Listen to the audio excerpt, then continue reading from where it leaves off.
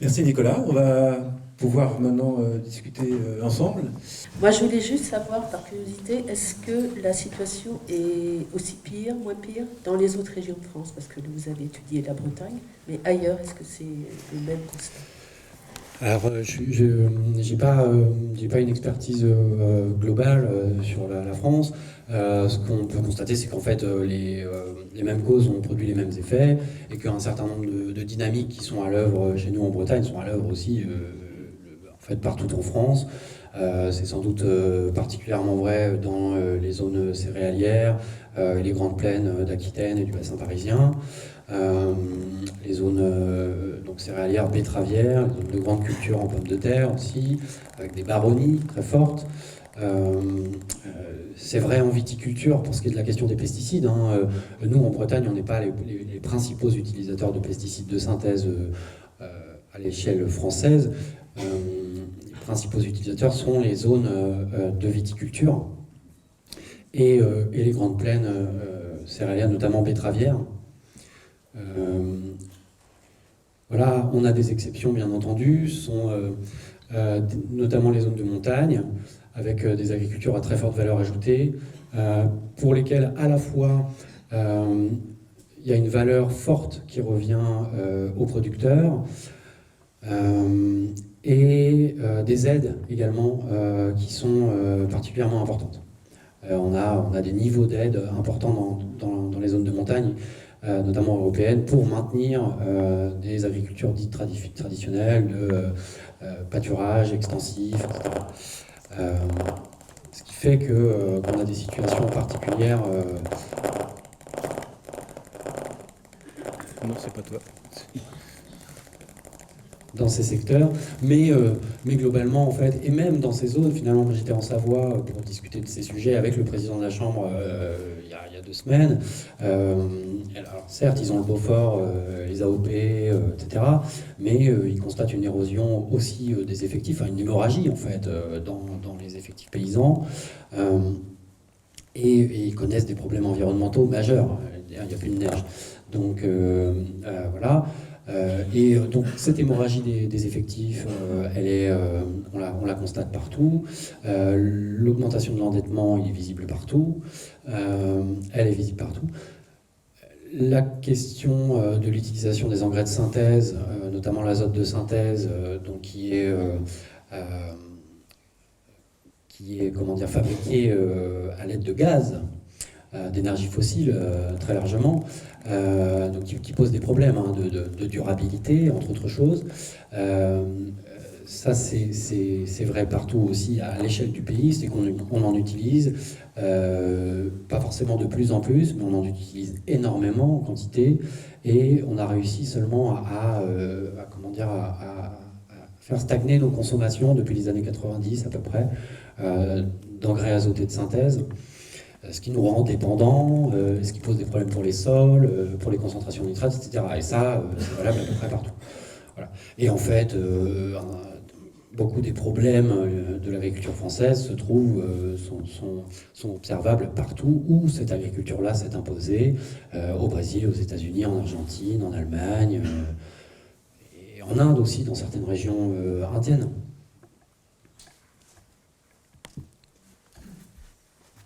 Bonsoir, je voulais savoir, en tant que journaliste, comment vous analysez le traitement médiatique des dernières manifestations des agriculteurs, et notamment l'espèce de condescendance par rapport à la FNSEA et puis le rôle joué par son président, hein, qui est, tout le monde le sait, président du conseil d'administration du groupe Avril et avec des jetons de présence dans la plupart des industries agrochimiques. Voilà, je voulais savoir comment vous avez perçu le traitement médiatique de cette crise, et bien sûr il y en aura d'autres. Alors j'ai pas été hyper assidu et je me suis pas infligé trop d'heures devant BFM ou CNews, mais j'ai quand même vu passer un certain nombre de choses, notamment sur les réseaux sociaux. Alors c'est assez paradoxal, c'est-à-dire que j'ai vu des traitements très superficiels, notamment sur la question des rapports de force et dans le monde paysan, des hiérarchies, en fait, de qui manipule qui, parce que c'est une grande histoire de manipulation, tout ça. J'ai beaucoup entendu les agriculteurs, qui pour moi ne veut pas dire grand-chose, d'autant plus quand on parle de ces manifestations, où finalement, déjà ce sont une partie des agriculteurs qui manifestent. Parmi les gens qui manifestent, il y a des gens qui ont des revendications très différentes. Il n'y avait globalement pas de revendications, de liste de revendications très claires, si ce n'est ce qui a été porté par le syndicat hégémonique. Donc dire les agriculteurs, déjà pour moi, c'est un peu faire fausse route, quoi. Ça, je l'ai beaucoup entendu. J'ai vu aussi des confrères, consoeurs qui avaient un peu du mal à se dépatouiller avec ce truc, parce que c'est vrai que compliqué d'y voir clair quand même. Avec un mouvement qui est parti du sud-ouest, la coordination rurale qui est en embuscade, avec des revendications qui sont parfois tout et son contraire, et des gens qui sont censés représenter le monde paysan, qui ont finalement plus à voir avec des grands industriels qu'avec des paysans, quoi. Donc effectivement, c'est difficile à décrypter. Oui, j'ai trouvé, mais comme souvent sur l'agriculture et puis sur d'autres sujets, mais c'est aussi la faute au traitement en minutes, quoi. J'ai trouvé beaucoup de raccourcis, d'imprécisions. Voilà. Moi, j'ai été invité pas mal de fois, et donc j'en ai fait un ou deux plateaux comme ça. Puis j'ai fini par les refuser quasiment tous, parce que en fait, on se retrouve en une demi-heure avec 4 ou 5 autres intervenants à expliquer un truc qui, déjà, pour poser les bases, ça mérite 2 heures presque. Et où, moi, avant même de dire quelque chose, j'ai repris l'intervenant qui venait de parler, qui était le président du Salon de l'Agriculture, parce qu'il avait sorti une énormité sur les pesticides, quoi, en disant qu'on était le pays d'Europe qu'on utilisait le moins. Enfin voilà, donc déjà tu passes 3 minutes à dire que bah non, ce que vient de dire le collègue d'à côté, c'est pas vrai. Voilà, et bon, ça c'est lié aussi, donc c'est lié au fait que les temps sont très courts, que voilà, il y a l'information spectacle. Et qu'un certain nombre de journalistes ne sont pas du tout formés à ces questions-là, qui sont hyper techniques. Voilà, il y a plein d'aspects dans l'agriculture que je ne maîtrise pas, parce qu'il y a plein de techniques différentes, parce qu'il y a plein de géographies, de lieux, de types de contrats avec les coopératives. Et voilà, déjà, simplement connaître un peu la question des pesticides, en soi, il y a de quoi en faire voilà, des années d'enquête, quoi. Donc après, s'ajoute à ça l'engrais, l'élevage, les races rustiques, enfin tout un tas de choses qui font que des journalistes généralistes sont un peu noyés devant la masse. Mais à côté de ça, oui, pardon, pour terminer rapidement, j'ai aussi lu beaucoup de choses hyper intéressantes. Je pense que paradoxalement, cette crise, elle a aussi donné lieu à beaucoup d'articles et beaucoup d'approfondissements de la part de confrères, consoeurs sur la question.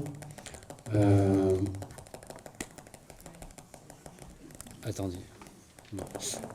Je sais pas si ça vient de moi. Non, c'est les sans-fil qui... D'accord. Et moi, j'ai lu beaucoup de papiers hyper intéressants, hyper approfondis, que j'avais pas forcément... Des choses qui n'avaient pas été creusées avant. C'est-à-dire que ça a donné aussi l'occasion à des rédactions de creuser certains sujets. Je pense à ce qui a pu paraître chez Mediapart, mais aussi dans Le Monde. Sur un média qui s'appelle The Conversation, qui est plus un média universitaire, voilà, où j'ai lu des analyses, j'ai trouvé de haute volée sur la question agricole. Moi, on s'est vu ce matin, on était ensemble à l'Assemblée Générale d'AgroBio, et c'est vrai que ça ouvre des perspectives. Et c'est en fait la question que j'ai envie de poser, c'est quoi les solutions? Parce qu'effectivement, on décrit une situation en agriculture qui est quand même assez catastrophique. J'ai entendu un mot tout à l'heure, irréversible. Donc moi, j'ai pas envie de penser à irréversible parce qu'on a quand même... on vit d'abord ici, on a des enfants et on a envie de plutôt développer l'espoir. Et je pense qu'il y a des solutions, en fait. Et c'est vrai que ce matin, quand je voyais l'Assemblée, il y avait à peu près 200 paysannes et paysans en Assemblée AgroBio 35, donc c'est le syndicat des producteurs en agrobiologie. Je dis c'est une agriculture d'avenir, c'est une agriculture d'espoir. Et moi, c'est là-dessus, en fait, que j'aimerais bien qu'on arrive à développer les choses. Et quels sont, nous, alors à la fois consommateurs, acteurs publics et citoyens tout simplement. Comment est-ce qu'on peut dans notre action de tous les jours, dans notre vie de tous les jours, participer en fait à changer, en fait, c'est à s'opposer, je dirais, à faire de la résistance à cette espèce de machine qui est très lourde. Alors c'est vrai que c'est aussi le bulletin de vote. Moi j'étais sidéré quand j'ai vu que notre Premier ministre, la première chose qu'il a fait, il a suspendu le plan Ecophyto. Alors certes le plan Ecophyto n'était pas satisfaisant, mais au moins il y avait un objectif, on devait descendre de 50% la pression pesticides sur l'utilisation de pesticides dans les exploitations agricoles. Et la première chose qui a été faite dans les décisions qui ont été prises, c'est de suspendre ce plan Ecophyto.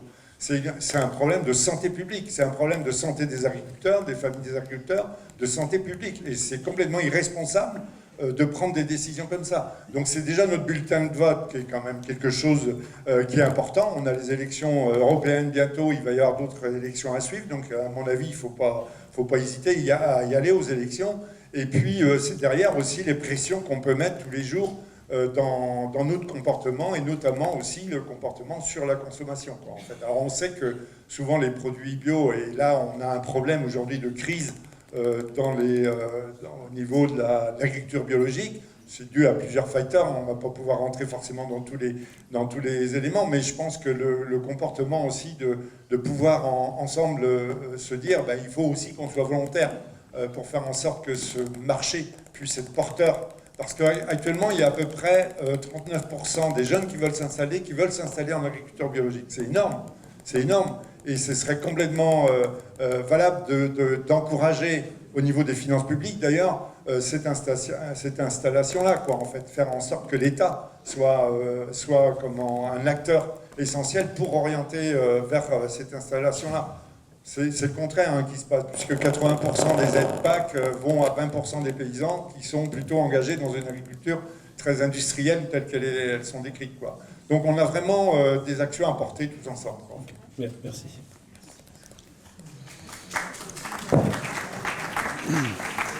Donc la question c'est... Oui, alors moi les solutions, donc je me garderais bien de dire il faut faire ci, il faut faire ça, mais effectivement, donc, si on prend le global et si on prend les études qui ont été menées sur le sujet, c'est-à-dire qui consiste à répondre à la question comment nourrir la population européenne à échéance 2040-2050 avec une agriculture qui soit viable, durable et une alimentation qui soit saine. Il y a plusieurs études plutôt sérieuses qui ont été menées, notamment celle menée par l'IDRI, si mes souvenirs sont bons. En gros, ce qui se dit, c'est que si on veut cocher toutes les cases, à la fois sur la biodiversité, c'est-à-dire répondre à la question de l'effondrement, c'est même pas répondre, c'est agir sur la question de l'effondrement du vivant, c'est ça qu'on vit actuellement, c'est l'effondrement du vivant, agir sur la question du carbone, gaz à effet de serre, et sur la question des effectifs paysans et sur la question de notre alimentation. Toutes les études sont à peu près unanimes sur le fait, sur l'idée qu'il faut arrêter les pesticides de synthèse et les engrais de synthèse et transformer notre alimentation et nos modes de consommation et de distribution, notamment manger moins de viande. Pas forcément manger plus de viande, mais manger moins de viande, moins de protéines animales d'une manière générale, plus de protéines végétales.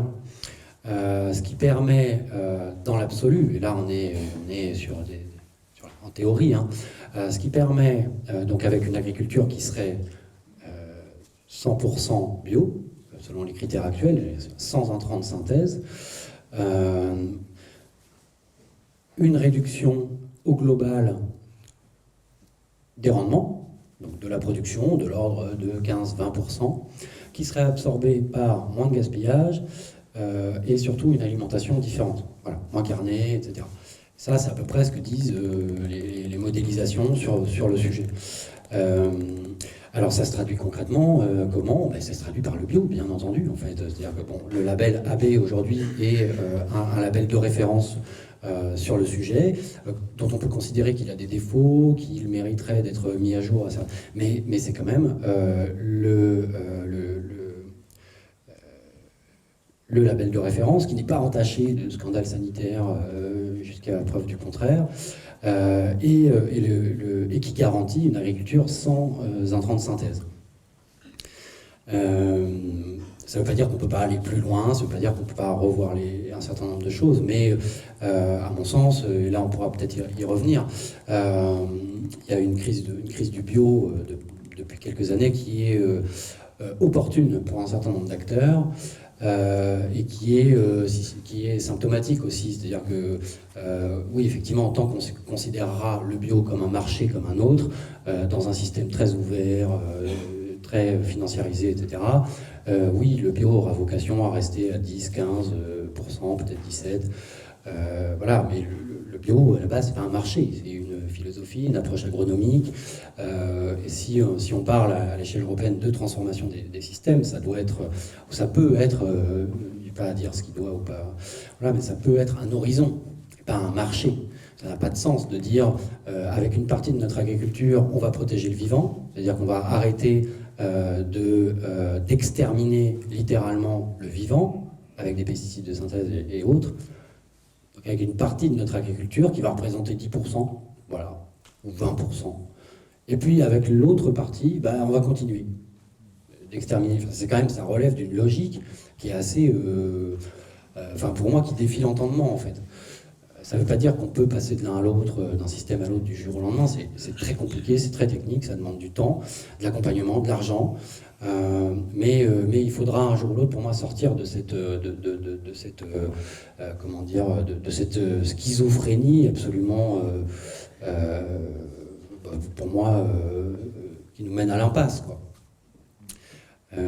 Voilà pour les solutions. Et puis, alors, ce qu'on constate aussi, c'est qu'on entend souvent, notamment des acteurs dominants, disons de l'élite agricole, et ou des acteurs agro-industriels qui disposent d'un certain nombre de lobbies plutôt bien organisés, dire quand il s'agit de transformer l'agriculture, oui mais attendez, il nous faut du temps. Alors bon, ça fait 40 ans qu'il faut du temps, donc voilà, oui mais on n'a pas les solutions. Alors, c'est vrai que dans un certain nombre de cas, les solutions peuvent être complexes ou demander du temps à être mises en œuvre. Mais en fait, quand on parle avec les pionniers du bio, c'est-à-dire des gens qui sont techniques, voilà, qui ont des itinéraires culturaux et d'élevage très particuliers, qui sont éprouvés maintenant depuis 40 ans et même plus, moi j'en ai rencontré un certain nombre ce matin, en fait les solutions ils les ont. Ils les ont en élevage, ils les ont en grande culture, et même pour la betterave, oui, dont on entend qu'on ne peut pas la cultiver sans néonicotinoïdes ou autre. Ils ont des solutions en arboriculture, ils ont des solutions en maraîchage. Et en fait, ces solutions, alors certes, il y en a encore à inventer, mais il faudrait déjà les déployer, puisqu'un certain nombre existent. Et je rappellerai que André Pochon, qui est le pionnier des systèmes herbagers autonomes en élevage, en polyculture, polyélevage, qui est un breton des Côtes-d'Armor, qui a promu des systèmes économes, autonomes, circulaires en élevage, en utilisant notamment des légumineuses qu'il intégrait dans ses prairies. En fait, il a inventé ça dans les années 50. C'est-à-dire qu'avant même que le maïs, le fourrage soit généralisé, avant même que l'agro-industrie s'impose, Pochon avait déjà inventé son système herbager. Donc avant même qu'il y ait le problème, il y avait la solution. D'une certaine façon, si on schématise. Et c'était validé par l'INRA dès 1957, voilà, par des chercheurs de l'INRA. Tout ça pour dire que solution il y a. Après, il y a la question du consommateur, effectivement, de la carte bleue, etc. Moi, je mets des bémols à ça, mais oui, bien entendu, ceux qui peuvent, ceux qui...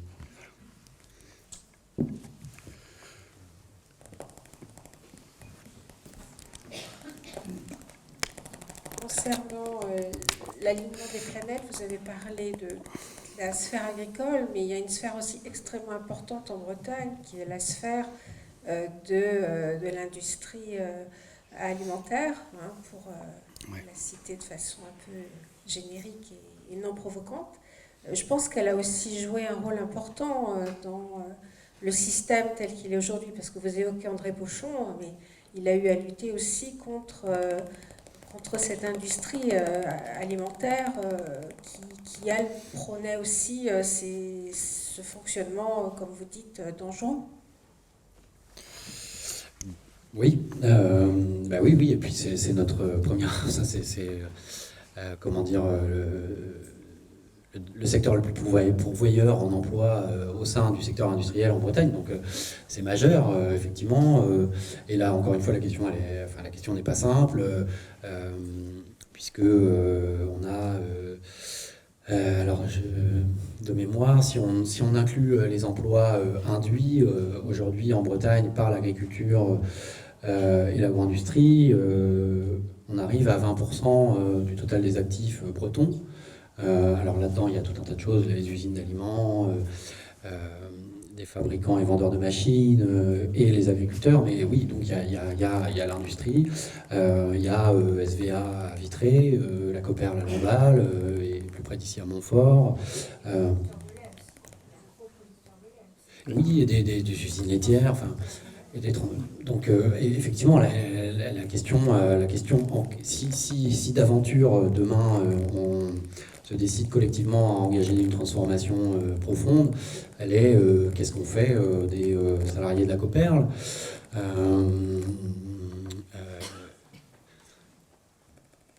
Il se trouve qu'un certain nombre de gens ont travaillé sur des scénarios, alors moi que je ne connais pas assez dans le détail, donc je ne veux pas en parler. Il se trouve aussi que, là encore, on a des études à l'appui. Il se trouve qu'une agriculture dite paysanne, donc avec des surfaces plus contenues, moins de mécanisation, moins d'entrants, ça emploie à peu près 2 fois plus de main-d'œuvre à l'hectare, quelque chose comme ça. Je n'ai plus les chiffres exacts en tête, mais c'est nettement plus employeur de main-d'œuvre. Donc on a des systèmes qui sont... peuvent absorber aussi des chocs sociaux liés à des transformations. Il n'en demeure pas moins que si demain on dit on arrête les engrais de synthèse, que devient le groupe Roulier à Saint-Malo, par exemple, qui est l'un des leaders mondiaux de la fabrication-vente d'engrais de synthèse. Autant dire que M. Roulier ne sera pas d'accord avec un tel jet, et que c'est l'une des plus importantes fortunes professionnelles de France. Que le maire de Saint-Malo ne sera pas d'accord non plus, puisqu'on a 200 ou 300 ingénieurs là-bas, enfin en plus, je sais pas. Et que, voilà, alors peut-être que le groupe Roulier se mettra à fabriquer des solutions basées sur la nature, qu'il vendra aux agriculteurs. On a un certain nombre d'entreprises pétrochimiques qui d'ores et déjà se replient, commencent à se replier, parce qu'ils sentent le vent du boulet, en fait. Ils payent assez de gens grassement pour savoir que ça aura peut-être une fin, cette histoire de pesticides de synthèse. Donc on a déjà des gens qui cherchent des choses à vendre aux paysans. Alors ça, le cas échéant, ça ne réglera pas forcément la question de l'autonomie des fermes. Mais oui, l'industrie, effectivement. L'industrie qui, par ailleurs, a utilisé les mêmes méthodes que, dans certains cas, l'industrie du tabac, l'industrie automobile, l'industrie pétrolière, pour nourrir le doute, nourrir le déni, et pour faire taire un certain nombre d'opposants, soit dit en passant, même si moi je ne veux pas tout mettre dans le même panier. Il ne s'agit pas de dire que l'industrie c'est mal, que, voilà, simplement, à mon sens, on a fait une agriculture au service d'intérêts industriels et d'un système industriel, alors que on aurait pu penser que ça aurait dû être l'inverse.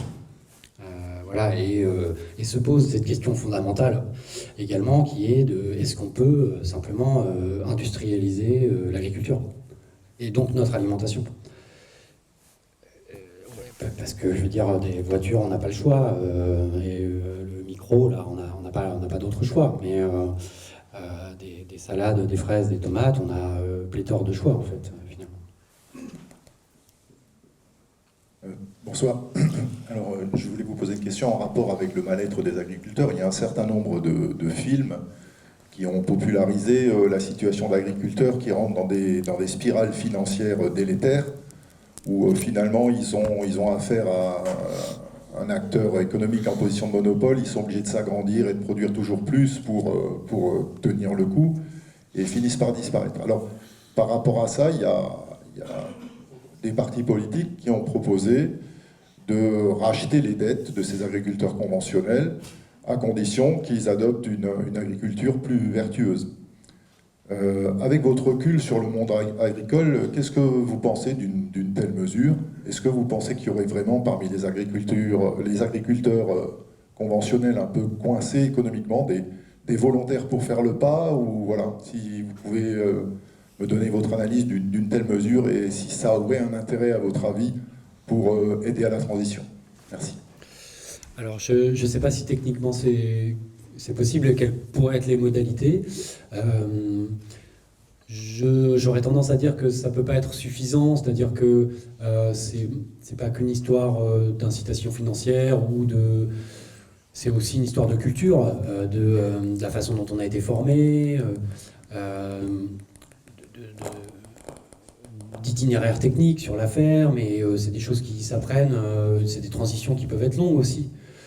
Donc il suffit, j'aurais tendance à dire qu'il ne suffit pas qu'on vous incite à le faire, y compris en vous donnant de l'argent ou en vous annulant une dette. Il faut aussi qu'on vous accompagne, il faut que parfois qu'il y ait un environnement familial propice, il faut qu'il y ait des fermes dont la structure puisse coller aussi, puisse correspondre, avec un parcellaire qui soit adapté dans certains cas. Donc j'aurais tendance à dire que c'est quand même un ensemble de choses qui peut permettre ces transformations. Et on l'a vu en fait dans le bio ces dernières années, où finalement, quand le bio avait une croissance à 2 chiffres, donc vers 2015, il y a un certain nombre d'acteurs industriels, notamment des coopératives, qui, après l'avoir longtemps dénigré ou ignoré, au minimum,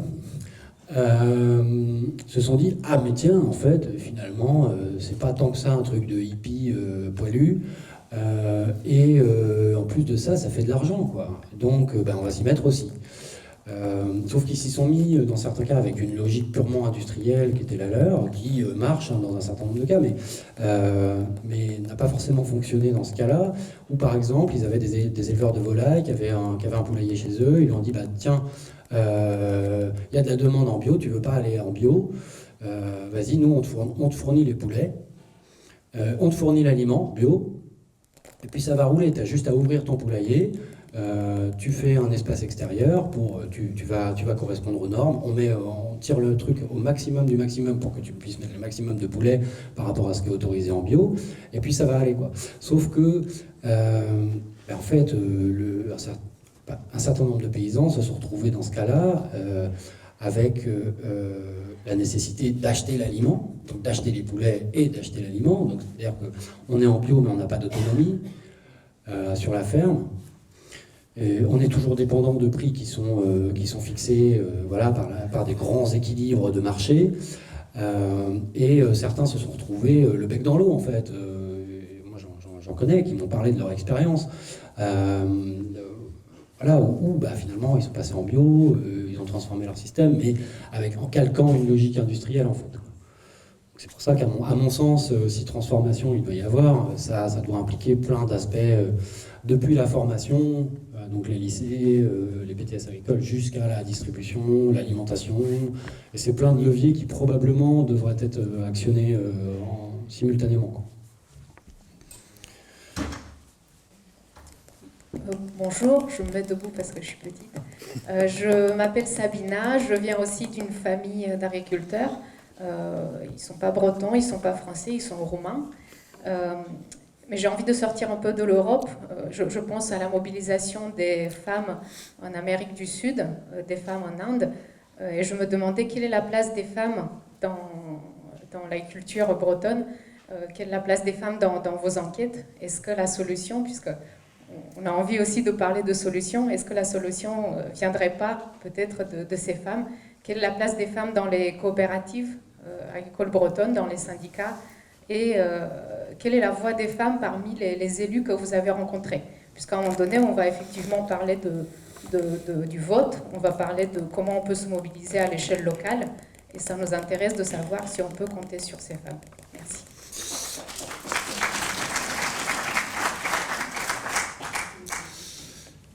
Les femmes ont été très longtemps invisibilisées en agriculture, invisibilisées au point de ne pas avoir de statut, pas avoir leur nom sur le chéquier, tout un tas de trucs assez sidérants en fait, mais qui ont fini par évoluer du fait à l'initiative de certaines femmes, d'ailleurs, syndicalistes, et notamment syndicalistes FNSEA. Ces choses ont fini par évoluer progressivement dans les années 70-80 et jusqu'à récemment, en fait, finalement, le statut de conjoint. Donc, en fait, longtemps, elles étaient là, indispensables au fonctionnement des fermes parce qu'elles traillaient les vaches, parce qu'elles participaient à tout un tas de travaux divers et variés, parce qu'elles faisaient la comptabilité aussi, mais elles n'avaient pas de statut. Alors, ce qui est assez symptomatique quand même, enfin, je veux dire, et ça date d'il y a vraiment pas longtemps, quoi. Et dans le même temps, on a une histoire hyper virile qui s'est mise en place, qui s'est peut-être affirmée, parce qu'on est dans des sociétés patriarcales de très longue date, mais à mon sens, cette histoire d'agro-industrie, de prise de pouvoir, de transformation agro-industrielle, elle est très virile, voire elle est viriliste. Elle est liée à une certaine conception du monde qui est assez guerrière, à une vision faussement darwinienne, c'est-à-dire en envisageant Darwin qu'à partir des rapports de domination et de concurrence. C'est la loi du plus fort, c'est la loi de la jungle, c'est la loi du plus gros, en fait, aussi, du plus puissant, quoi, qu'on va retrouver dans qui aura la plus grosse ferme et accessoirement le plus gros tracteur. Et il y a ce secrétaire d'État américain qui dit à l'agriculture, qui dit dans les années 70, et il a tout résumé, lui son mantra c'était « get big or get out ». Donc grossis ou quitte la partie. Voilà.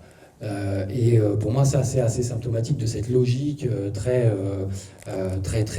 comment dire, de logique guerrière et de logique aussi viriliste qui s'appuie sur une certaine vision du monde, adossée au patriarcat, un certain rapport au vivant aussi, qui va s'agir de dominer, voire d'exterminer. Voilà, donc c'est tout ça qui caractérise la question des femmes dans cette agriculture-là. On a vu des évolutions récemment. On a vu des femmes en responsabilité. C'est le cas de Christiane Lambert, par exemple, à la FNSEA, qui est maintenant responsable de la COPA-COGECA, qui est le syndicat des syndicats agricoles européens. Ceci dit, quand on regarde les statistiques, en fait, on avait autour de 25% de femmes, je crois, dans les installations en Bretagne au début des années 2000, et on est toujours autour de 25%. Donc il n'y a pas eu véritablement de révolution de ce point de vue-là. Elles sont largement minoritaires dans les instances dirigeantes au sein des coopératives, au sein des conseils d'administration des banques, donc les machines à cash de l'agro-industrie, au sein également du syndicat, des instances représentatives du syndicat. Donc, mais on les voit beaucoup plus dans les campagnes de com, dans les films publicitaires, où en fait, bon, quand on regarde les clips publicitaires, j'ai l'impression, dis donc, donc c'est agroécologie, des arbres partout, des haies et des femmes, en fait.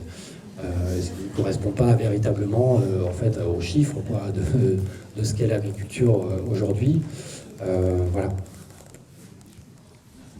Je voudrais te citer, tu parles effectivement aussi des grands dirigeants des coopératives et des sociétés agroalimentaires en Bretagne. Quand on parle de Tilly, de Doux, de Gourvenec, de Gade, de Glon, de Donnay, ce sont tous des hommes en fait. Et en Bretagne, il n'y a aucune caisse de crédit agricole qui est dirigée par une femme, par exemple. Donc c'est assez significatif aussi. Caisse départementale. Caisse départementale, oui. C'est assez significatif effectivement de ce milieu qui est très masculin en fait.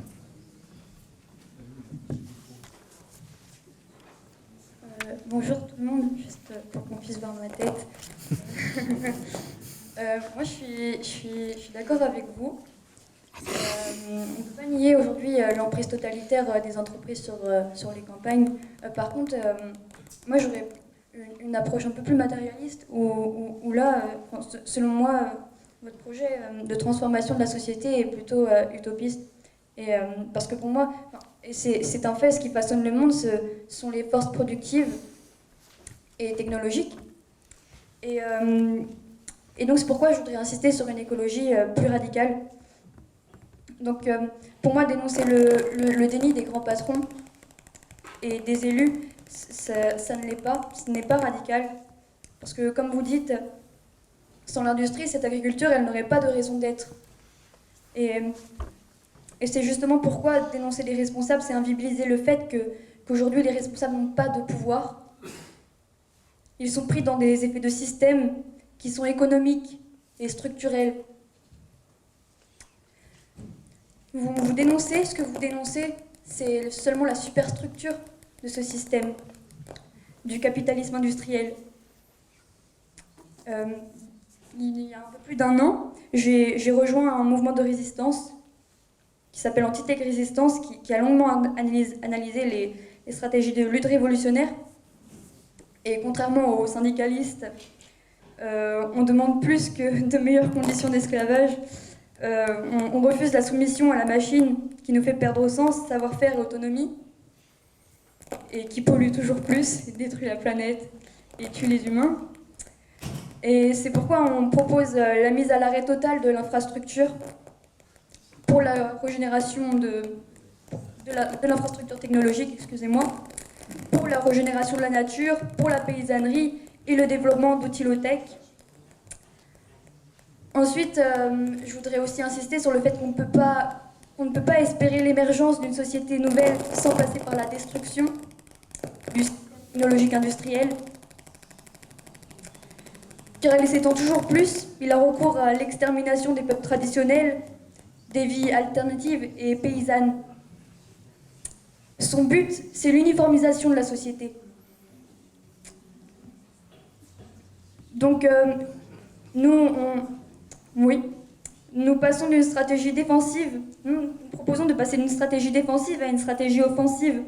Car croire que nous pouvons combattre au moyen d'alternatives, c'est minimiser la puissance de notre ennemi, qui est l'industrie, qui tue, exploite. Donc analysons les points faibles de l'infrastructure et visons l'échec en cascade du système. J'en dis pas plus, j'en ai déjà dit beaucoup. Est-ce que tu aurais une question, s'il te plaît? Non, je n'ai pas de questions. Pour moi, ce que j'ai entendu, c'est assez clair. Et je vous remercie pour le constat que vous avez fait. Et voilà, si ça vous intéresse,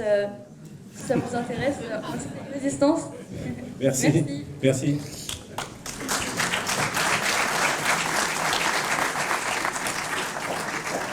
Je voudrais simplement préciser que moi j'ai pas de programme politique, ou voilà, j'ai pas de projet, j'ai pas de.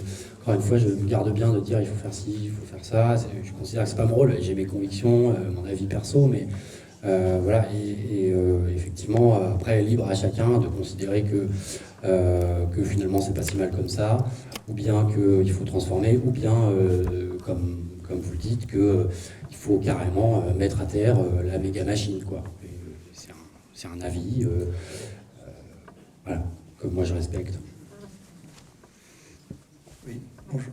Je voulais juste ajouter un petit mot à la question des femmes dans le système, pour dire qu'elles sont quand même assez importantes en tant que salariées de l'agro-industrie. Notamment, alors pas dans toutes les filières de la même façon, peut-être moins dans la viande, mais dans l'industrie laitière, elles sont quand même bien représentées en tant que salariées. Et puis elles sont même très majoritaires dans certaines industries, notamment la transformation des légumes, des salades, notamment dans les champignonnières, elles sont largement en majorité. Enfin, je veux dire, voilà, dans la représentation des salariés de l'industrie agro-industrielle, la place des femmes est quand même importante, enfin la part des femmes est importante.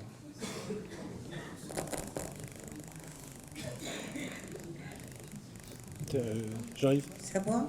J'arrive. Ouais, vas-y. Je me lève. Du coup, je voulais revenir un petit peu sur l'histoire. C'est quand même le monde économique. Et l'économie, c'est le développement, c'est nous permettre de nous nourrir tous. Et j'en reviens à la question quand on parlait des banques.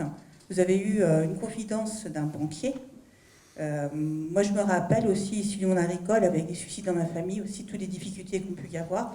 C'est de voir aussi les fermiers toujours dépendants de ce modèle, toujours tributaires de ce modèle. Comme je disais tout à l'heure, même au salon de l'agriculture, on va aller voir le plus gros tracteur et toujours plus, pour finir par être voilà, en dessous du dessous. Donc, que vous a dit ce banquier, en espérant qu'il soit quand même responsable, et qu'est-ce qu'il voit lui comme perspective, parce qu'il faut quand même un modèle économique pour que tout le monde vive, pour pouvoir, voilà, je dirais pas inverser la machine, mais faire avancer les choses. Merci. Alors, cette banquière, en l'occurrence, alors ça fait 2 ans que j'ai fait cette interview, donc je ne sais plus dans les détails ce qu'elle m'a dit, mais en substance, elle m'a dit on a fait des paysans des cannibales, on a mis des prolétaires à se battre entre eux. C'est l'une des citations que j'ai retenues, donc là on n'est pas sur les solutions, hein, que faire. Non, elle m'a parlé, si on évoque vraiment cette source-là, elle m'a parlé du fonctionnement du système bancaire et de la façon dont le système bancaire en agriculture a été partie prenante de ce système-là, quoi. Voilà, et de l'engrenage qui, dans certains cas, a mené des paysans au surendettement, à tout un tas de difficultés, a permis à d'autres aussi de s'enrichir, hein. C'est quand même l'autre face de la pièce, c'est que ce système, il a toujours permis à 20, 25, 30% de ces acteurs paysans de très bien s'en sortir. C'est quelque chose qu'il ne faut pas oublier, c'est que voilà, on a une minorité, si on en croit les statistiques, qui s'en sort extrêmement bien, et notamment du fait d'une très bonne utilisation du système bancaire. Sont par exemple certains éleveurs de porcs, alors c'est l'une des productions les plus délicates parce que sujette aux crises à répétition en France, mais c'est aussi l'une des productions qui rapporte le plus, qui a rendu riche un certain nombre de familles. Voilà, donc le système bancaire a permis ça. Voilà ce que je peux vous dire de tête. Elle m'a dit beaucoup d'autres choses, mais c'est un peu trop lointain. Et des solutions ou des pistes aujourd'hui un peu plus raisonnables, parce que quelque part ce système-là aussi s'enferme, hein, il se cache tout seul, hein, et l'économie a besoin d'avancer, tout le monde a besoin aussi de travailler. Et la Bretagne a tellement vécu aussi de ces difficultés dans le monde agricole, et c'est issu aussi de la Seconde Guerre mondiale, tout ça, hein. On est venu chercher un grenier en Bretagne, et maintenant vous avez votre grenier, il y a de la surproduction, et voilà, on en est là aujourd'hui, hein. Mm-hmm. Oui, je partage le constat. Après, est-ce qu'il y a une question plus précise peut-être rapport à ça ? Par rapport à ça, c'était dans le volet financier, parce qu'on voit quand même que avec l'actu, c'est effectivement là qu'il est le problème. Donc c'est l'argent, ça reste l'argent le problème. Pour l'exploitant, pour celui qui va être dans l'industrie, dans l'agro, pour l'INRA, etc. Ce sont toujours des points financiers et peut-être des portes d'entrée aussi, c'est peut-être par là. Mais là, moi je pense qu'on a affaire de même avec les syndicats, à des outils finalement. La banque est un outil, voilà, tout dépend au service de quoi on le met en fait. Et il y avait une paysanne ou une porteuse de projet ce matin au salon, à l'Assemblée Générale d'AgroBio 35, qui nous disait, moi j'essaye de m'installer en port plein air, donc bio. Quand j'en parle avec mon banquier, j'ai l'impression de parler à une licorne. Ça pourrait être pareil. Voilà. Alors, quand je dis ça, alors effectivement, ça nous a fait sourire. Il est aussi très probable qu'un certain nombre de banquiers soient beaucoup plus au fait des réalités des paysans bio, hein. Je ne peux pas mettre tout le monde dans le même panier, etc.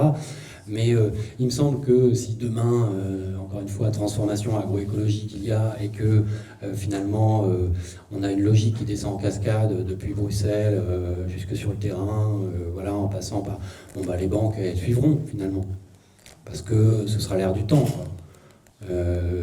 D'autant plus si on légifère par ailleurs pour éviter tout un tas ou arrêter tout un tas d'actions, d'investissements qu'on pourrait considérer climaticides ou autres.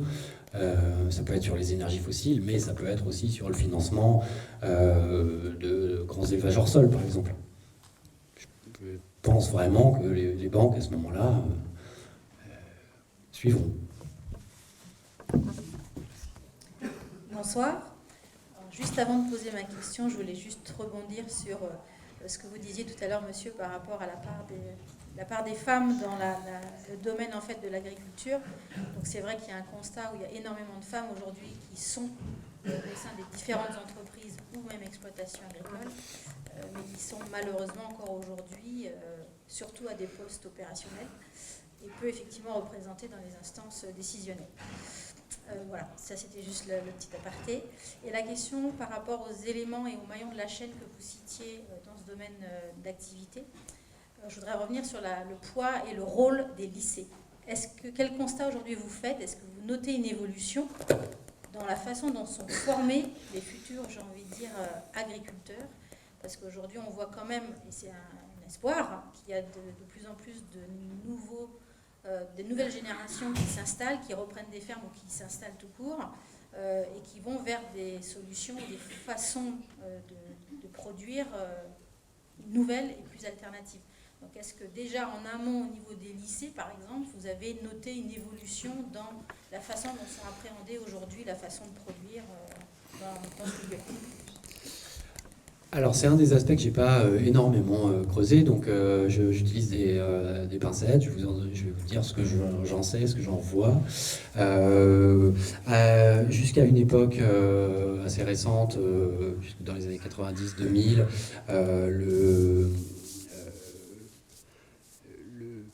la question de produire sans intrants de synthèse et le bio dans les lycées agricoles était une sorte de tabou, une honte ou un truc un peu caché qu'il fallait pas évoquer.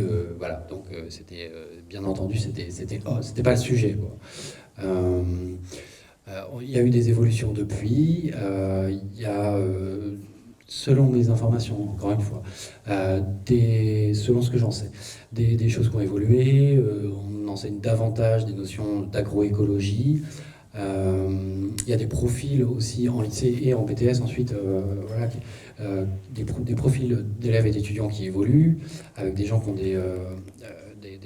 des ambitions différentes. Enfin, néanmoins, on a toujours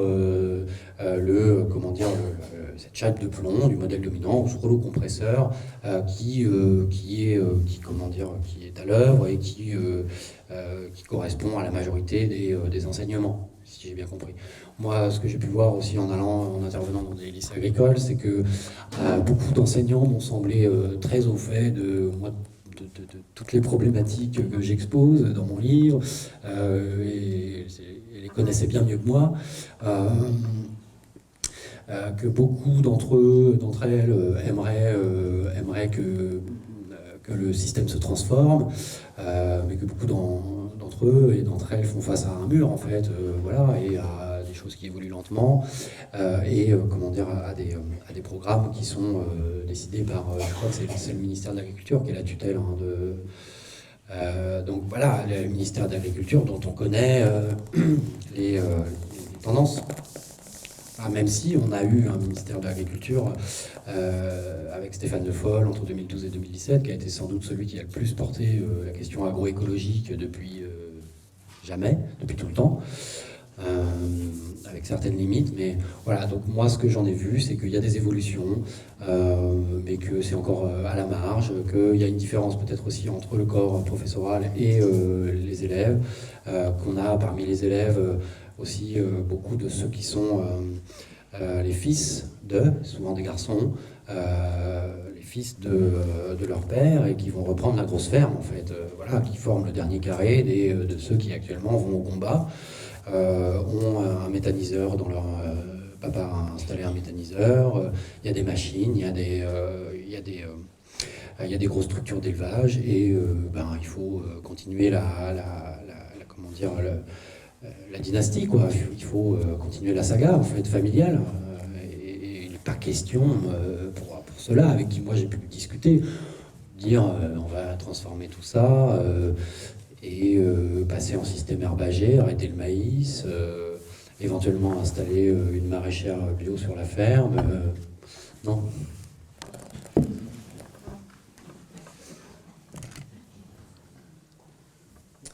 Bonsoir, moi je suis producteur de lait en conventionnel sur la commune, là, à Saint-Grégoire.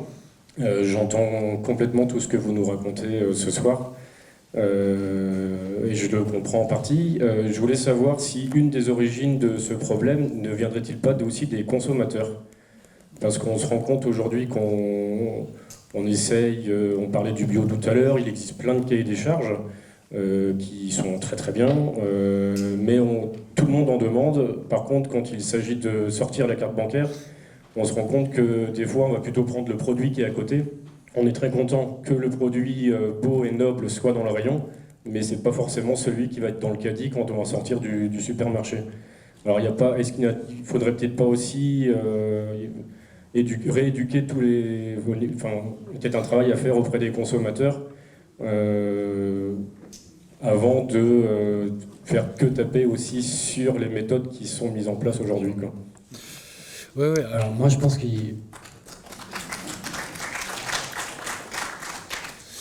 que c'est injuste, ce serait injuste et sans doute inefficace de faire peser tout le poids du changement ou les responsabilités du changement sur les épaules des paysans, seuls.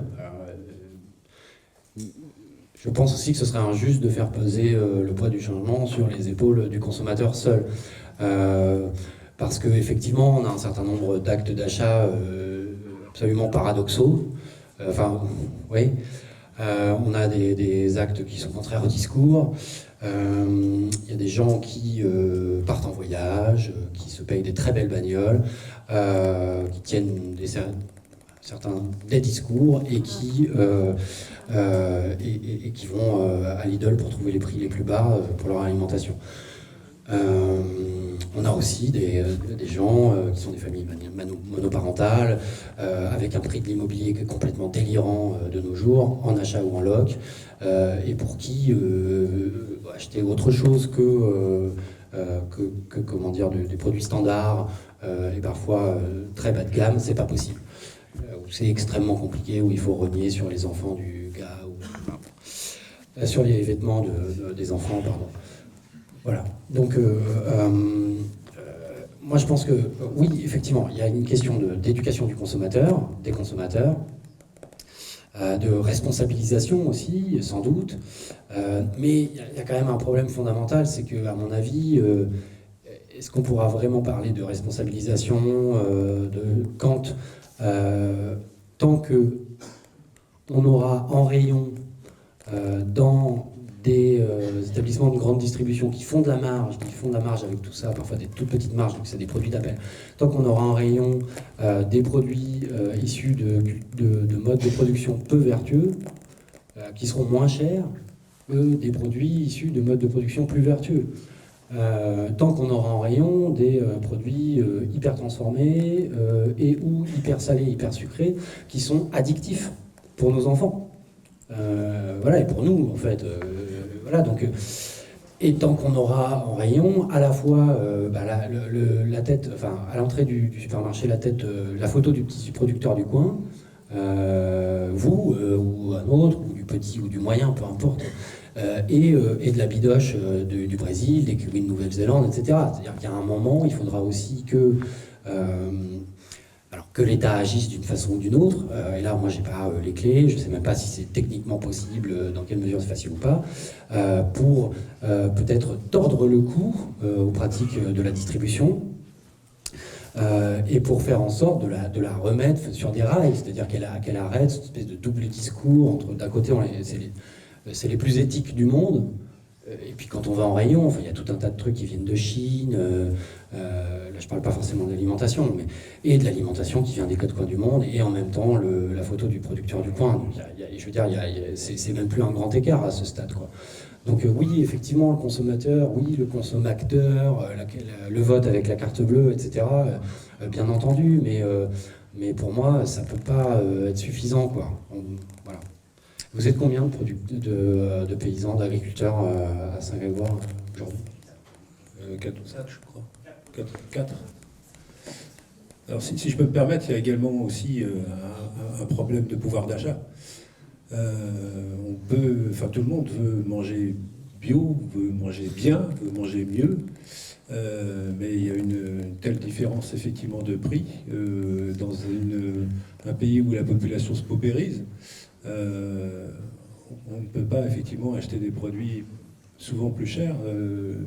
Encore une fois, la population française voudrait mieux manger, mais si elle ne veut pas acheter les bons produits, les meilleurs produits, on se mord la queue. Un problème d'immobilier surtout pour moi, vraiment. Parce que ce qui grève le budget des ménages, c'est pas les abonnements Netflix, c'est pas les téléphones portables, même si on peut toujours discuter de notre addiction à la technologie, mais c'est l'immobilier en fait, qui a grévé le budget des ménages. Et pourquoi? Parce qu'un certain nombre de gens ont spéculé sur l'immobilier ces dernières décennies. Un certain nombre de gens ont acheté 2, 3, 4 maisons, en plus, 5, 6 biens immobiliers. On a un certain nombre de maisons qui sont inoccupées ou occupées 2 mois de l'année. Hein, désolé pour ceux qui ont des résidences secondaires, mais voilà, le facteur, le paramètre numéro 1 dans le budget aujourd'hui qui pose le plus de problèmes, certainement, c'est l'immobilier, quoi. C'est le logement. Je pense que l'une des clés est là. Alors après, déverrouiller cette question-là en France, c'est un peu comme l'école privée, quoi. Bonsoir. En fait, j'aimerais rebondir sur ce que vous disiez. Et j'aimerais dire que je pense que il faudrait arrêter de parler de consommation alors que c'est le mode de production qui est lui-même problématique.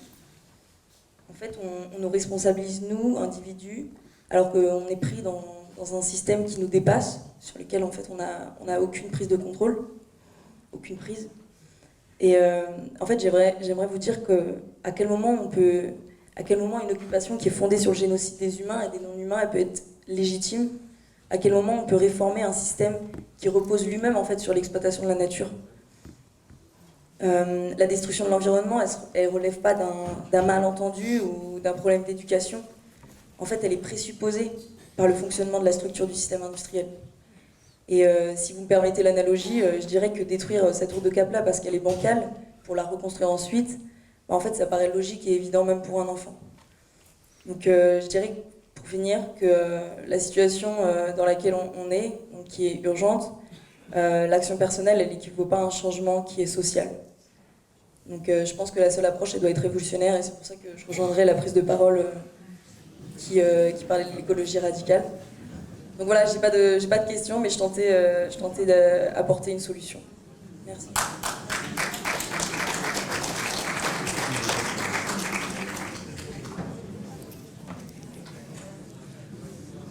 Bonsoir. Le constat pour moi, c'est que le bio plafonne tant en production qu'en consommation à 10%.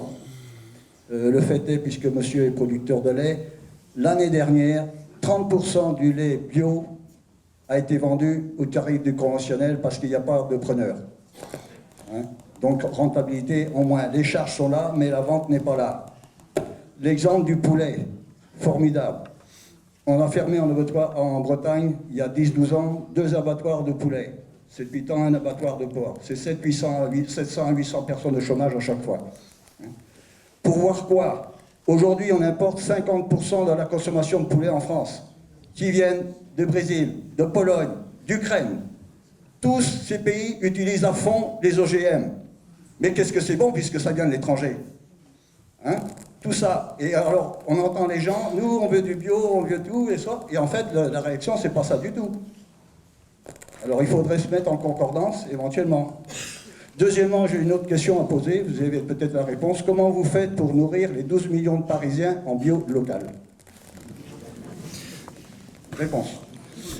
Si. Sur la question du bio, et effectivement, elle est hyper intéressante sur la question en fait, ça recoupe la notion de souveraineté alimentaire, qui pour moi a été beaucoup manipulée ces derniers temps. la question de l'import-export, quand on regarde tous les chiffres et qu'on les met à plat, on voit plusieurs choses. C'est que ces dernières décennies, en France, on a globalement une stagnation de la production totale, c'est-à-dire du volume de tout ce qu'on produit, toutes denrées confondues. On a une diminution dans certaines filières, en sachant que dans certaines filières, on est aussi très haut. C'est-à-dire qu'on est, par exemple, si on prend un certain nombre de céréales, on produit en France l'équivalent de 130% de ce qu'on consomme. Voilà. Donc on a globalement une stagnation et pas un effondrement, comme il peut se dire parfois, comme on a pu l'entendre. À mon avis, il y a eu des tendances à exagérer.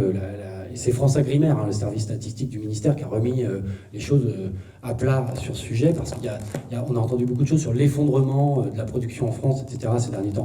Or, c'est France Agrimaire qui nous dit, attention, non, on a effectivement des filières où on produit moins, on a eu une stagnation ou une érosion de la production due notamment à des pertes de rendement qui sont liées aux problèmes climatiques, qui sont liées aussi à l'épuisement d'un certain nombre de sols, qui sont liées au fait que dans les années 90, le moment où on a atteint le plus haut de nos rendements, il y a un moment où les arbres ne peuvent pas monter au ciel, quoi, et qu'on est un petit pays qui a quand même produit énormément, qui est devenu la 4e ou 5e ou 6e puissance agricole mondiale, mais on a un territoire qui est quand même très limité. Donc ça s'est fait au prix d'une assistance chimique forte. Et ces fameux clubs des 100 quintaux, donc les 100 quintaux de blé à l'hectare, etc., qui a fait qu'on a été extrêmement productif et qu'on est devenu une puissance agricole et exportatrice à l'échelle mondiale. Mais il ne faut pas oublier qu'on n'est quand même pas un pays gigantesque. On est même, par rapport à l'Ukraine, si on prend les terres à blé, par exemple, les terres noires ukrainiennes, c'est largement plus vaste, la zone de terres à blé en Ukraine, que ce qu'on peut avoir nous en France. Parlons pas de la Russie, du Brésil, etc. Bref. Donc une fois qu'on a dit ça, donc effectivement, on a une érosion dans certaines filières, notamment les fruits et légumes. On importe plus qu'auparavant dans un certain nombre de filières, mais on exporte aussi beaucoup. Et en fait, quand on parle de l'import, on oublie aussi parfois de parler de l'export, c'est-à-dire de dire que on est, je crois, les premiers producteurs de semences au monde, qu'on est les premiers exportateurs d'animaux vivants au monde, qu'on est les premiers exportateurs de vin au monde. Et là encore, c'est France Agrimaire qui nous dit attention, regardez sur la question des fruits et légumes. Il y a beaucoup de gens qui ont agité le drapeau en disant on n'est plus autosuffisant en fruits et légumes. Oui, mais il y a un certain nombre de subtilités. Par exemple, on importe depuis le Maghreb des agrumes qu'on va transformer chez nous en jus et qui vont repartir un peu partout en Europe ou ailleurs. Et ça, c'est comptabilisé comme de l'import dans notre bilan total import-export. Donc, alors que ce sont des produits qui ne font que passer par chez nous et être transformés et créer de la valeur en fait chez nous. Tout ça pour dire que je pense qu'il y a des choses à relativiser sur cette question d'import-export. Alors ça n'empêche que effectivement, et j'en viens au cœur de la question, il y a des filières où on s'est mis à importer davantage, donc peut-être à être plus dépendant. Alors du poulet, on en exporte aussi, paradoxalement. Voilà. Mais là encore, pour moi, c'est les conséquences d'un tout, quoi, d'un système. C'est-à-dire que la situation que vous pointez, monsieur, ce soir, quand on entend un certain nombre d'élus, de ministres et de dirigeants de la FNSEA aujourd'hui, qui pointent cette même situation, la conclusion qu'ils en tirent, c'est il faut se réarmer. C'est-à-dire qu'il faut produire encore plus de volume, donc limiter, lever les freins en termes environnementaux, en termes environnementaux, pour y aller encore plus fort, en fait, quoi. Et retrouver une espèce de productivité fantasmée, perdue du passé, où on était encore meilleur, ou les meilleurs, quoi. Mais on pourrait en tirer une autre conclusion, qui serait de dire, en fait, ce système, il marche complètement sur la tête, et on est devenu fou, quoi. Et la solution, ça va pas être d'aller rouvrir la vanne des volumes pour continuer à être une méga puissance alors que le Brésil se met à faire la même chose que nous on a fait auprès d'eux il y a 30 ans, mais plutôt de dire attendez, on va revoir toutes ces règles de libre-échange, on va repenser le commerce mondial parce que c'est délétère en fait. Enfin, voilà, moi, c'est des lectures différentes en fait qu'on peut avoir de la situation. Où effectivement on peut toujours aller dire des gens ben oui mais attendez vous voulez du bio machin mais en même temps vous allez bouffer du poulet qui vient d'Ukraine. Ben oui mais en même temps c'est ce qui arrive dans leur supermarché, c'est ce qu'on leur met sous les yeux, c'est ce que la publicité leur renvoie, c'est ce qu'on achète parce qu'on comprime les coûts dans leur hôpital ou dans leur école. Donc oui on peut pointer la responsabilité des gens mais on peut aussi dire que ce système marche sur la tête d'une manière générale, quoi. J'ai une question courte. Que pensez-vous de la méthanisation? Une question courte, et j'ai l'impression de faire des réponses très longues déjà, mais alors sur la méthanisation. Alors non, je vais essayer d'être vraiment court pour pas... alors il y a méthanisation et méthanisation. On a des petites unités à la ferme qui peuvent fonctionner de manière très circulaire sans demander des investissements extrêmement lourds et donc entrer dans une logique disons d'autonomie ou d'autonomisation des fermes et des paysans, mais c'est pas la direction qu'on a prise. Voilà, clairement la direction qui a été prise en France depuis quelques années, et on est à la traîne sur l'Allemagne, qui d'ailleurs en revient. On a un certain nombre de rapports allemands qui disent bon, oh là là, en fait, ce truc-là, c'était pas si top. Et alors, pour résumer, moi je dirais que la méthanisation, c'est en fait le dernier avatar de la fuite en avant techno-industrielle, finalement, où, pour schématiser, on ne savait plus. J'allais dire, on ne savait plus quoi vendre aux fermes, comme nouvelle infrastructure, nouveau truc. Et puis, il y a cette chose magique qui a permis de réendetter les paysans, en fait, quoi. Voilà, dire, attendez, on va vous vendre un truc, là, on va vous continuer d'acheter votre production toujours aussi peu cher. Par contre, vous allez produire du gaz et vous allez voir, là, ce ne sera pas la même chose. Bon, alors... ça produit tout un tas d'effets délétères en fait. Alors oui, certes, ça produit du gaz, mais en même temps, quand on regarde ce à quoi ça correspond dans le bilan total de gaz qu'on consomme, pour l'instant, c'est quand même pas grand-chose. Et pour que ce soit substantiel, il faudrait vraiment qu'il y ait beaucoup de méthaniseurs un peu partout. Alors, ce qui pose des problèmes en termes de paysages ruraux. Même si c'est pas la seule chose, on pourrait parler des routes, on pourrait parler des immeubles, des zones artisanales, tout ce qu'on veut, mais c'est l'industrialisation de nos paysages, une fois de plus. Ça pose des problèmes aussi parce que ce qui est le plus méthanogène, c'est pas le lisier, c'est le maïs. Donc, en fait, ce qu'on met en partie dans les méthaniseurs, c'est du maïs. Alors, il y a une règle de maximum, qui est autour de 20%, quelque chose comme ça, de... culture fourragère ou culture intermédiaire, je n'ai plus tous les détails en tête, mais en fait c'est de l'autocontrôle. Donc bon, celui qui veut, sur un malentendu, mettre 50% de maïs, techniquement c'est pas totalement impossible. Et en fait on voit qu'un certain nombre d'agriculteurs qui se sont mis à la méthanisation et qui s'endettent à hauteur de parfois 1 million, 2 millions, 5 ou 8 millions d'euros pour construire le réacteur. C'est de ça qu'il s'agit, c'est un réacteur. Arrête en fait les vaches, par exemple. Arrête le lait, quoi. Parce que pourquoi s'emmerder à traire les vaches le week-end quand finalement ce qui rapporte sur la ferme, c'est l'usine à gaz. Alors, ça ne veut pas dire pour autant que c'est de tout repos, parce que soudain on se retrouve précisément avec une usine à gaz sur la ferme, donc avec quelque chose qui est de la haute technologie, où parfois il faut faire venir des techniciens d'Allemagne qui mettent des scaphandres pour entrer dans le truc. Enfin, c'est quand même...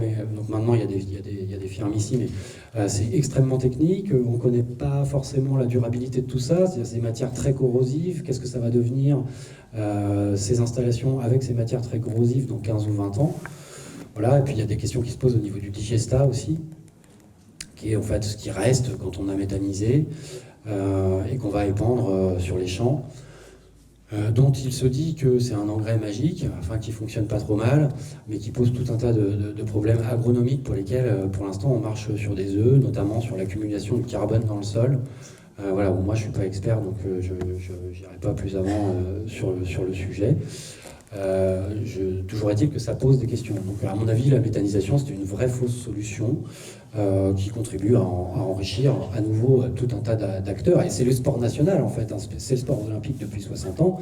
Ce qui s'est passé, c'est qu'un certain nombre de paysans se sont enrichis, mais beaucoup se sont appauvris ou ont quitté la partie. Mais beaucoup d'acteurs se sont nourris sur la bête, en fait. Voilà.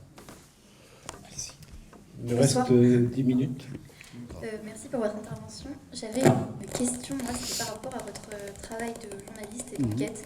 J'aurais voulu savoir, je ne sais pas si c'est une question un peu touchy ou pas, mais juste à quel point ça a été difficile d'enquêter sur ce sujet. À quel point ça a été difficile d'enquêter sur ce sujet. Donc, non, moi j'ai enquêté plutôt tranquillement, si on peut dire. Enfin voilà, ça a été quand même pas de tout repos, mais je veux dire, j'ai pas eu d'ennui pendant l'enquête. J'avais pris quelques précautions sommaires, basiques, pour protéger mes sources, pour protéger mes données. Voilà. Depuis la sortie du livre, j'ai pas subi de coups bas non plus. Je ne saurais pas dire pourquoi, mais je m'en réjouis. Donc j'ai pas subi de procès bâillon comme certains de mes consoeurs, j'ai pas eu de roue de voiture déboulonnée comme une autre de mes consoeurs. J'ai pas eu non plus de roue déboulonnée comme un militant environnementaliste du Nord Finistère ou comme un inspecteur du travail des Côtes-d'Armor. Donc de ce point de vue-là, ça va. Après, le livre est devenu un peu un objet politique, donc il y a des gens qui se sont exprimés dans l'hémicycle régional notamment, ou par tribune interposée dans la presse. C'était qui avaient des mots pas forcément très sympathiques à mon égard, mais ça c'est le jeu démocratique, quoi. Et après, je pense en fait que, alors je peux que supposer, mais peut-être que la mobilisation qui a suivi ce qui a pu arriver à Morgane Large et Inès Léraud, donc mes deux consoeurs, peut-être a fait un électrochoc en Bretagne, où certains se sont dit, bon, tous les coups sont peut-être pas permis, quoi. Après, ceci dit, Morgane Large s'est refait déboulonner ses roues de voiture il y a quelques mois, donc peut-être que non, en fait, voilà.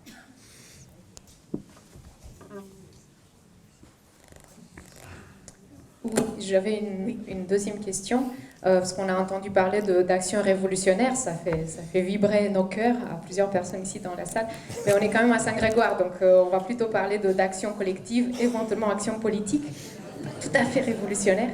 Et je voulais savoir plus sérieusement, pour vous, quelle est la bonne échelle d'action?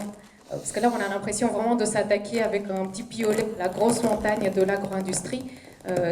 De ce que vous avez enquêté, ce que vous avez entendu, quelles sont les bonnes échelles d'action où on arrive vraiment à avoir des résultats tant qu'on est vivant. Merci.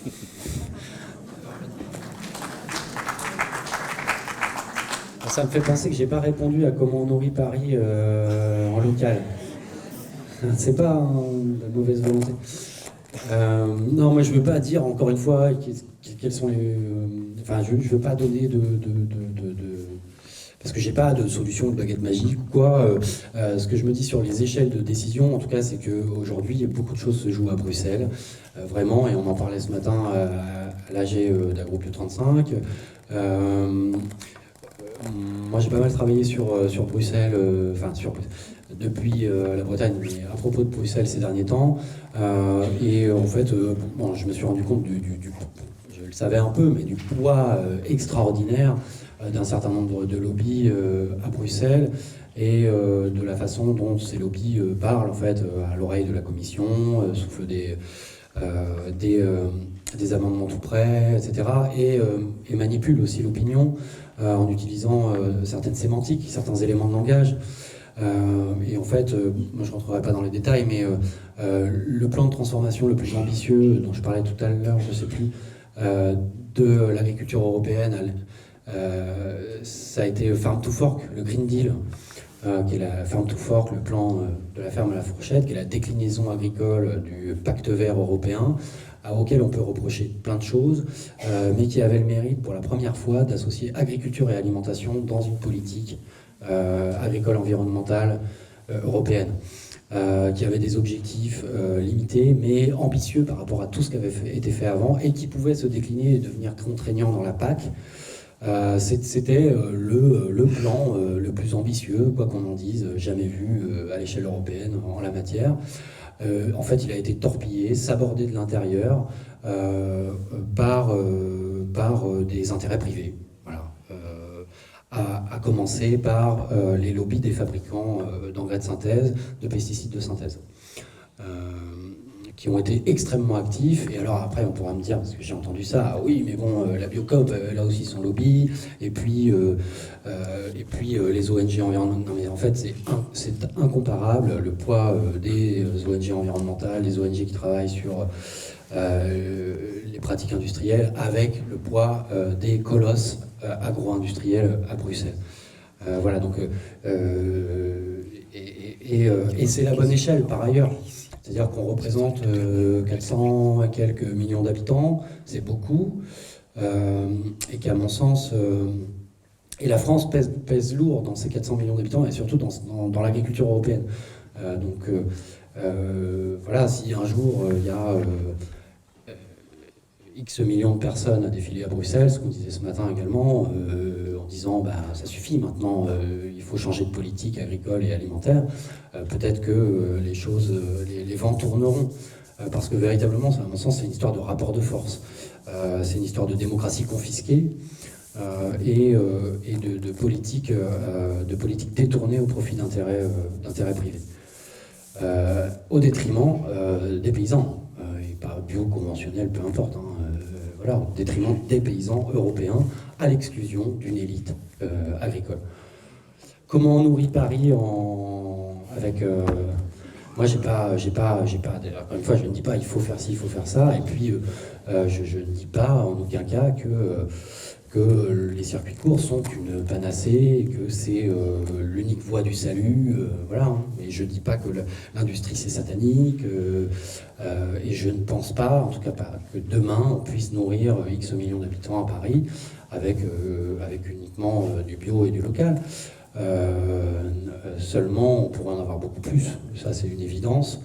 Il suffit de voir à quoi sont vouées aujourd'hui les plaines céréalières hyper fertiles des couronnes parisiennes. On y fait, alors je schématise un peu, mais on y fait donc des betteraves pour faire du sucre qui va en partie être utilisé pour nos bonbons Haribo et tout un tas de trucs hyper sucrés. Et on y fait du blé qui va en partie, assez largement, être utilisé, certes pour panifier, mais aussi pour nourrir nos cochons d'élevage et autres. Donc on pourrait peut-être revoir cette organisation. Alors encore une fois, c'est pas simple. Réintroduire des systèmes de polyculture, polyélevage, du maraîchage. Enfin, si on peut penser aux maraîchers du 19e siècle hein, à Paris, qui était... Paris, il y avait beaucoup moins de monde à Paris. Mais les techniques, les approches, les itinéraires techniques sont hyper intéressants. Hein. Des maraîchers bio de la couronne parisienne au 19e siècle, ils étaient extrêmement productifs sur des toutes petites surfaces. Alors ce qui ne veut pas dire, moi je ne dis pas encore une fois qu'il faut revenir à cette époque-là, hein, mais je pense qu'il y a des inspirations à prendre de ce côté-là. Et puis bien entendu qu'on ne peut pas, en tout cas à l'heure actuelle, miser uniquement sur du circuit court. On va prendre les 3 dernières questions. Oui, donc en attendant que nos gouvernements ou l'Europe prennent vraiment des décisions intéressantes pour que ça change, je pense quand même que nous, en tant qu'individus, nous avons quand même des possibilités de choix. Je ne pense pas qu'ici, les gens soient tous des imbéciles, je ne crois pas, et que dans un magasin, nous avons quand même la possibilité de choisir des produits qui sont bio. Hein. Il y a des structures, soit dans les Biocoop, dans les magasins, dans les plus grands magasins, c'est déjà moins intéressant. Il y a aussi un tas de petits producteurs dans nos campagnes avoisinantes. Il y a des marchés à la ferme. Il y a des producteurs de viande bio chez lesquels on peut s'approvisionner. Je pense que je peux interroger tout ce que nous sommes ici. Je pense que nous avons la plupart du temps, nous avons tous à peu près des revenus suffisants pour nous procurer une alimentation saine, qui sera bonne pour la santé, qui sera bonne pour l'agriculture et qui permettra de changer les choses, au moins dans nos structures, et ça se fait déjà beaucoup dans plusieurs régions. Je dirais aussi que par rapport à l'acquisition des terres agricoles pour les petits producteurs qui veulent s'installer en bio et dans des structures un peu hors de l'agriculture industrielle, il y a une association qui s'appelle Terre de Liens qui peut nous permettre de soutenir l'installation, qui achète des terres pour pouvoir installer des petits producteurs et des agriculteurs bio, des structures qui sont un petit peu... parce que c'est très difficile, les agriculteurs ou les gens qui possèdent les terres ne sont pas prêts, hein, ne serait-ce parce qu'il faudrait changer leur façon de voir, de louer, de louer tout simplement de la terre à un producteur bio, alors qu'ils ont été jusqu'à présent dans des structures plutôt agriculture intensive. Voilà ce que je voulais dire. Je pense que nous avons quand même notre responsabilité d'acheteurs, de consommateurs, et c'est une question d'éducation. Il y a un tas de choses qu'on n'achète pas dans certains magasins, et finalement le coût du panier, du ménager et de la ménagère, hein, parce qu'on est deux, il y a les deux qui sont concernés, toute la famille, ne reviendra pas à plus cher si on n'achète pas un tas de conneries dans les magasins. Merci. Voilà.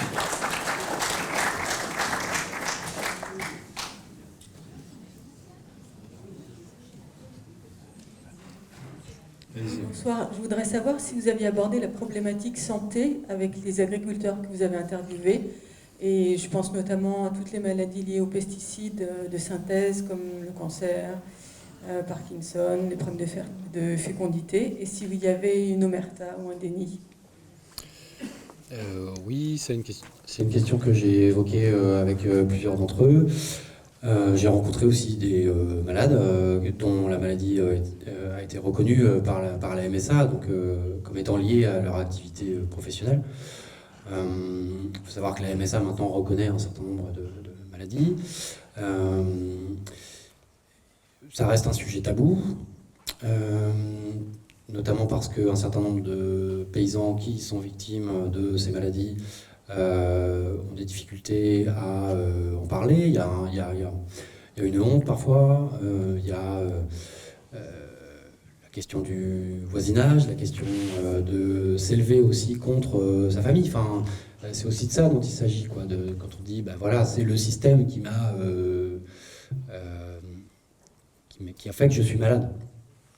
On a vu ce qui est arrivé à Paul François dans les Charentes, voilà, qui a mené un combat contre Monsanto pendant 10 ans. Pour qui ça a été très compliqué dans son environnement direct, hein, chez lui, dans sa ferme, et puis qui s'est fait agresser là, au printemps 2023 par des hommes cagoulés. Et cette question, pour moi, elle est... oui, c'est encore un grand tabou. La MSA... on est globalement mieux accompagné en France sur le sujet que dans d'autres pays qui sont encore plus à la traîne. Mais on en parlait aussi encore ce matin. Je pense qu'il y a en fait là une boîte de Pandore, quoi, qu'on n'a pas voulu ouvrir, qu'on veut laisser fermer, qu'un certain nombre d'acteurs veulent laisser fermer à tout prix. Parce que le jour où on cherche vraiment à la fois les malades, les liens entre les cancers et les pesticides chez les agriculteurs et chez les non-agriculteurs, pourtant c'est un fumeur qui me dit ça, mais pas tarder à arrêter. On a tous nos contradictions. Le jour où on se met à chercher vraiment les pesticides dans l'eau et où on s'intéresse au captage et au métabolite des pesticides, bon bah là, je veux dire, potentiellement, pour moi, on connaît le scandale du chlordécone aux Antilles, c'est au carré ou au cube, quoi. Donc tout un tas d'acteurs, à commencer par la puissance publique, n'a pas pour l'instant intérêt à ce qu'on lève le couvercle. Parce que peut-être c'est trop. C'est trop d'argent, c'est trop d'indemnisation, c'est trop de solutions alternatives à trouver. Il y a un chiffre de Eau-France, qui est le service public de l'eau, pour dépolluer les masses d'eau souterraines en France métropolitaine sur les critères nitrates et pesticides de synthèse. Donc l'ensemble des masses d'eau, donc là on parle de nos nappes phréatiques, ça représente énormément de mètres cubes. Il faudrait débourser, je crois que c'est entre 400 et 800 milliards d'euros. Voilà. Donc c'est l'équivalent du budget annuel du pays, à peu près, enfin, autour de 500, je crois, quelque chose comme ça. Donc autant dire qu'on ne va pas le faire. Voilà, et donc là on a une estimation pour ça. Mais quid de l'air, quid des pollinisateurs et quid des cancers, quoi. Voilà. La dernière, oui. Dernière question.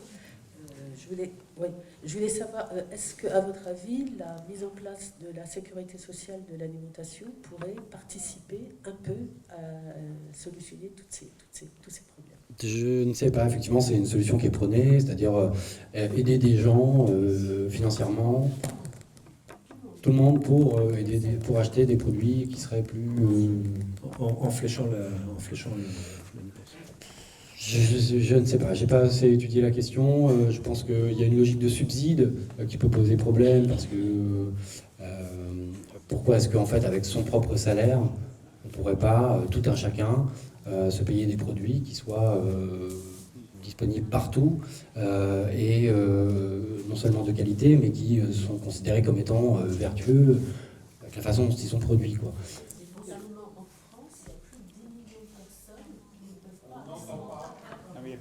Oui, la dame dit qu'il y a plus de 10 millions de personnes, effectivement. En France, il y a plus de 10 millions de personnes qui ne peuvent pas soit accéder à l'alimentation et qui relèvent de l'aide alimentaire, soit qui ne peuvent pas se payer autre chose que la malbouffe qui est le moins cher et qui les rend malades. Oui. Et la SSA, c'est universel, c'est tout le monde, sans aucune... Il n'y a plus de stigmatisation des pauvres qui ne peuvent pas se nourrir. C'est conventionné. Donc, c'est pas que du bio, parce qu'on ne peut pas nourrir tout. Mais c'est des produits, je ne sais pas comment on dit, durables, sains, raisonnés. Et c'est basé sur la... Comme pour toute la sécurité sociale, c'est les mêmes principes que la sécurité sociale. Basé sur aussi la cotisation. La cotisation et de la valeur ajoutée des entreprises, pas que des salaires. Alors c'est un sujet qu'on a abordé en bureau et on va essayer d'organiser effectivement une conférence sur ce sujet-là, parce que ça concerne effectivement... ça concerne pas mal d'associations, notamment la Confédération Paysanne qui réfléchit là-dessus, et puis certaines associations comme la TD Carmonde également qui réfléchit à cette... il y en a plein d'autres. Donc effectivement c'est un sujet qui nous intéresse et sur lequel on va probablement organiser une conférence pour peu qu'on trouve... Ok, bah écoutez... On a créé un collectif SSA, Pays de Rennes, okay. Et on est à un certain nombre d'organisations, dont la CONF, dont... Tout à fait. Il y en a plein. Mais effectivement, c'est un sujet d'une autre conférence, pas maintenant. Ok, on restera en contact en tout cas. Tout à fait. Merci. Bah écoutez, merci beaucoup d'avoir... Merci à Nicolas. Merci beaucoup.